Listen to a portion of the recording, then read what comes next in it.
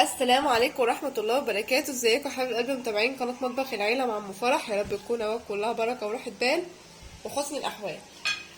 النهاردة معانا فيديو جديد. هنتكلم النهاردة عن كفتة اللحمة. ماما هتقول لكم المقادير بالظبط عشان تطلع معاكم متماسكة ما تفكش منكم وكل حاجة بالظبط. كلميهم بقى ماما قولي. ازيكم حبايب قلبي، عاملين ايه؟ كل سنه وانتم طيبين، يا رب تكونوا بخير. هنعمل كفتة اللحمة. كفتة اللحمة احنا اغلبنا عارف مقاديرها، احنا مش بنعمل حاجة غريبة ولا حاجة، كل اللي احنا بنعمله كلنا عارفينه وكل بيت بيعمله، بس بتبقى في تكات ما تخليهاش تفك منك، ما تخليهاش يبقى المقدار بتاعها يبقى مظبوط اه عشان ما تفرقعش منك في الزيت، عشان ما تفتش. طيب عشان ما تفرقعش منك في الزيت تعملي ايه؟ وانت بتقطعي اللحمه بتجيبي اللحمه حمراء، ما بتجيبيش فيها جلد وعروق والكلام ده. او لما بتروحي البيت بتشيلي منها، بتستنفي منها الحاجات اللي هي العروق والجلد والحاجات اللي ممكن لما تتفرم في اللحمه في الكفته وانت بتحمريها في الزيت تطرقع.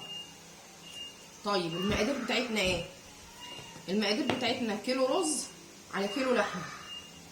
كيلو اللحمه له كيلو رز، ما تزوديش الرز عن كده.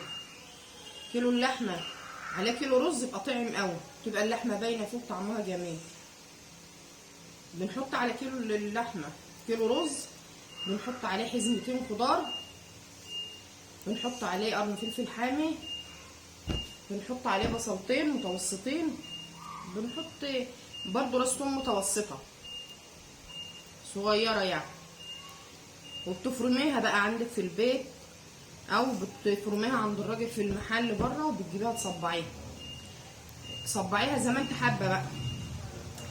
كفته الرز هي بتتعمل كده عشان تتعمل في صلصه، تتصبع وتتحمر. بعد كده بنبقى نرددها في صلصه وجنبها الرز.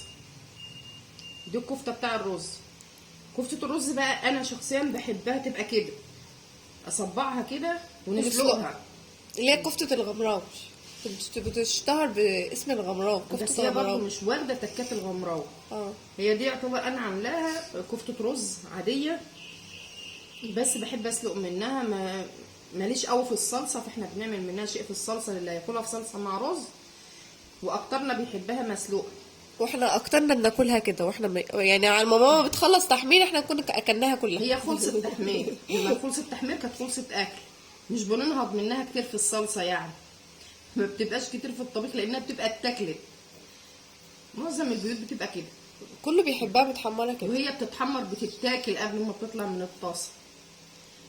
طيب اللي انا عاملاها مصبعاها دي هنسلقها في شوربه، بتتسلق في الشوربه وبتستوي، وبعد كده بقى بتحمريها ببيض.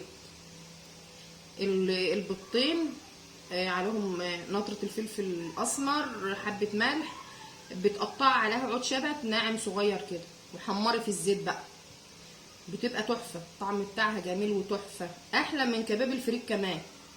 يعني احنا هنا بنعمل كباب الفريك مش بحب بنفس الطريقه دي، بس احنا عندنا هي هاجر بتقولكم مش بتحبه، مش بحب الرز، ما بحبش اللي هو بالفريك. بتحب كفته الرز، فاحنا بنعملها لها كده وبنحمرها ببيض.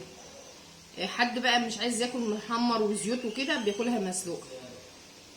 دي طريقه كفته الرز. احنا بقى ما عملناش الفيديو وطولنا عليكم، جبنا الرز وغسلناه وصفناه وحطينا، خرطنا عليه الخضار، حطينا عليه البصل، حطينا عليه الثوم، حطينا عليه اللحمه، وبتفرم. بعد ما بتفرم بتصبع كده. يعني انا مش حابه اطول عليك الفيديو لان انتوا عارفين الخطوات كلها. ودي طريقه كفته الرز بالمقادير بتاعتها المظبوطه. ايه رايكم في الفيديو بتاعنا؟ فيديو سهل وبسيط اهوت، يا رب يكون عجبكم. ولو عجبكم ما تنسوش الاشتراك في القناه عشان القناه تكبر بيكم ولينا، والاشتراك في القناه وتفعيل زر الجرس عشان يوصلكم كل جديد بنعمله. يا اجمل واحلى اخوات في الدنيا، والسلام عليكم ورحمه الله وبركاته.